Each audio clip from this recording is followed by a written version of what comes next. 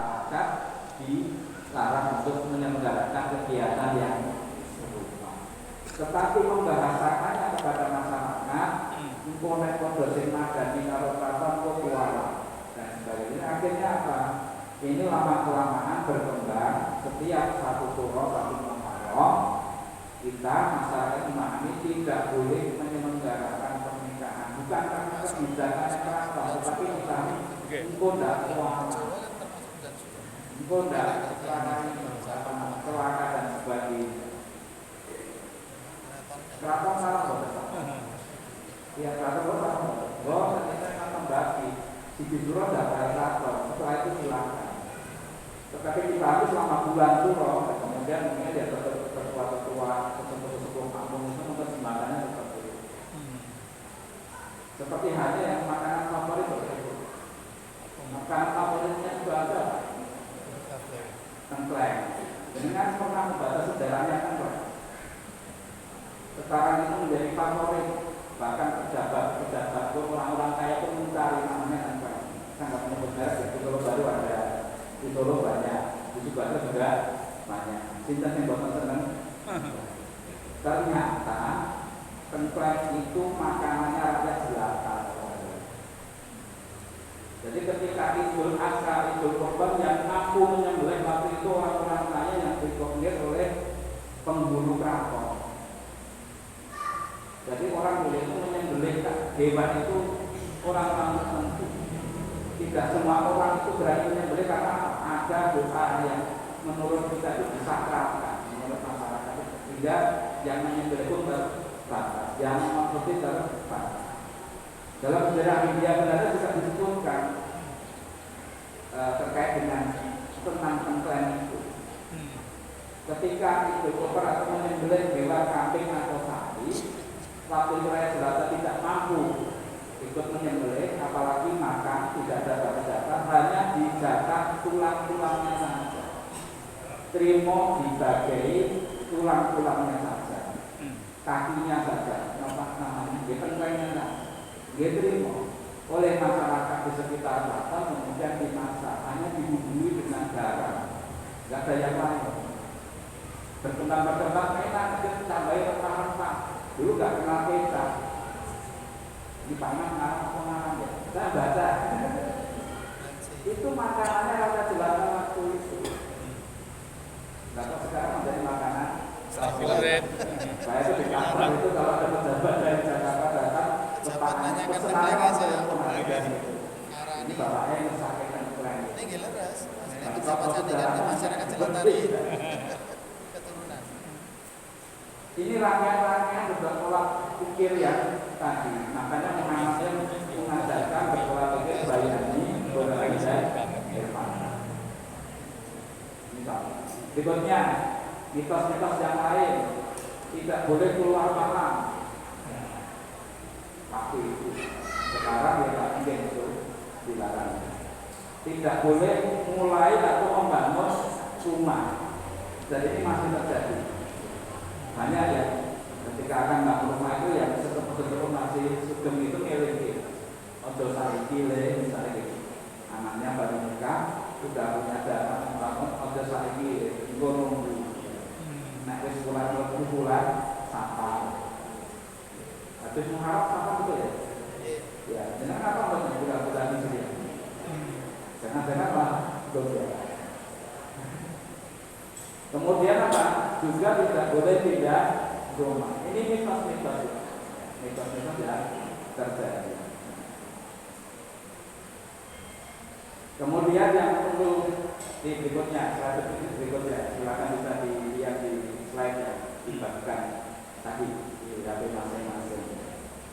Ada persinggungan antara tuntunan agama Islam dengan budaya-budaya yang sudah ada di Jawa, termasuk perhitungan waktu. Jadi ada muncul kalender Jawa yang sesungguhnya kalender Jawa itu banyak diwarnai oleh kalender Hijriah, kalender Islam. Tapi ada tambahan-tambahan, ada pasaran, ya. Lebih baik uang, wakil uang. Ini semata apa? Mana? Kemarin berapa?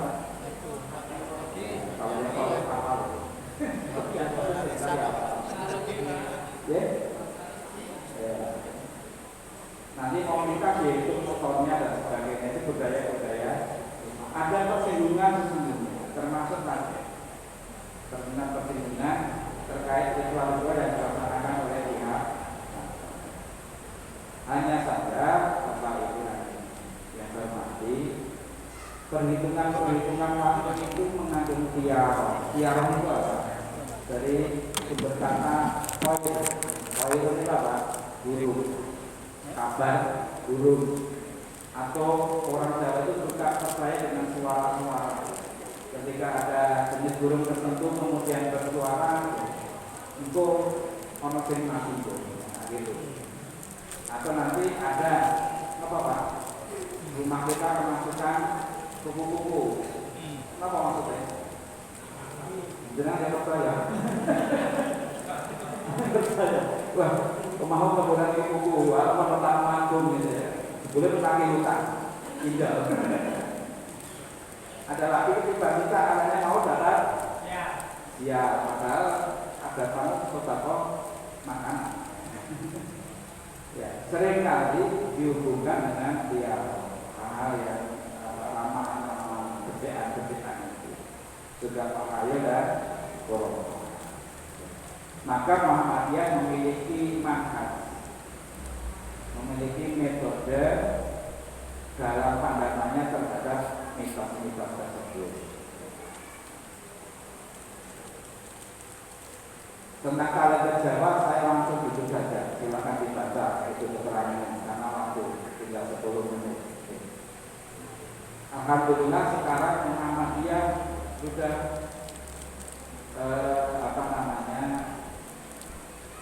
melampaui batas yang lain dan jauh berkembang terkait dengan penyusunan waktu dalam hal ini kalender, namanya KHGT, kalender Hijriah Global Tunggal, yang insya Allah ini sudah di launching. Yang beberapa waktu yang lalu, beberapa tahun yang lalu sempat menjadi diskusi, terutama pada pelaksanaan penetapan waktu sholat Idul Adha kemarin. Ya, sempat diskusi. Kemarin alhamdulillah ini yang seringkali kita harapkan itu pelaksanaan ibadah Idul Adha itu bisa bareng-bareng ya. Yang penting bareng itu pun ayam gitu. Kemarin itu sudah dipastikan hampir dipastikan berbeda.